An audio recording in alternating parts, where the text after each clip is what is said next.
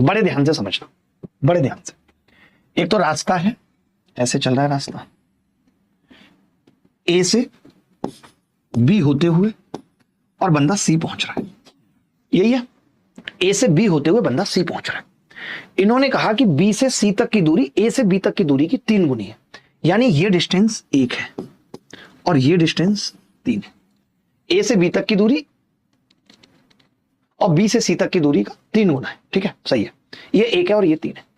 अब ये कह रहा है कि ए से बी तक यात्रा करते समय रेलगाड़ी 2 की गति रेलगाड़ी 1 की गति से दुगनी है। मैंने कहा ट्रेन T1 मान लू, यहां पे ट्रेन T1 है ये, और ये ट्रेन T2 है बेटा, कह सकता हूं। तो आपने कहा कि T1 की गति से दुगनी है, T1 की स्पीड है यहां पे 1 बेटा, 1 है। T1 की स्पीड 1 है यहां पे T2 की स्पीड कितनी है, आपने कहा 2 है। बोलो जल्दी बताओ, कुछ भी नहीं है सवाल में, कुछ भी नहीं है। कई लोगों का तो उत्तर आया है, कई का नहीं आया, सोहेल का आया है, ठीक है। चलो मैं ये कह रहा हूं, बस ध्यान से, बस एक मेरी छोटी सी बात समझना प्लीज, रिक्वेस्ट रहेगी, हम्बल आपसे, मैं आपके हाथ जोड़ रहा हूं, ध्यान से सुनना। इसकी स्पीड 1 है, इसकी स्पीड 2 है, तो मैं ये कह सकता हूं कि इन दोनों को टाइम उल्टा लगेगा, यानी इसको T1 वाली को टाइम लगेगा 2 लगेगा, 2 लगेगा या नहीं, और इस वाली को टाइम लगेगा 1।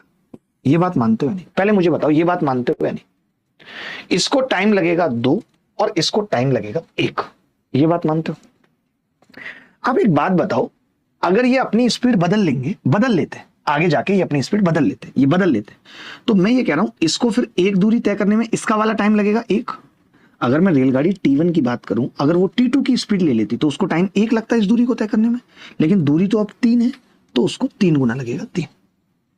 मैंने क्या बोला, जब इस पार्ट में, इस B से C तक के पार्ट में, ध्यान से सुनो, इस B से C तक के पार्ट में इस ट्रेन की बात कर रहा हूं मैं, जब ये स्पीड अपनी डबल कर लेगी, आपको पता है स्पीड डबल वाली को 1 मिनट लगती है एक दूरी तय करने में, लेकिन इसको तो 3 चलना है, तो इसको 3 लगेगा। अब आपको यह भी पता है कि इसको टाइम लगेगा इसका वाला, तो आपको पता है इसको एक दूरी तय करने में इसको 2 लगता था टाइम, तो इसको 2 लगेगा जब ये स्पीड आधी कर लेगी, लेकिन दूरी तो 3 है, तो इसको 6 लगेगा, 6 और लगेगा।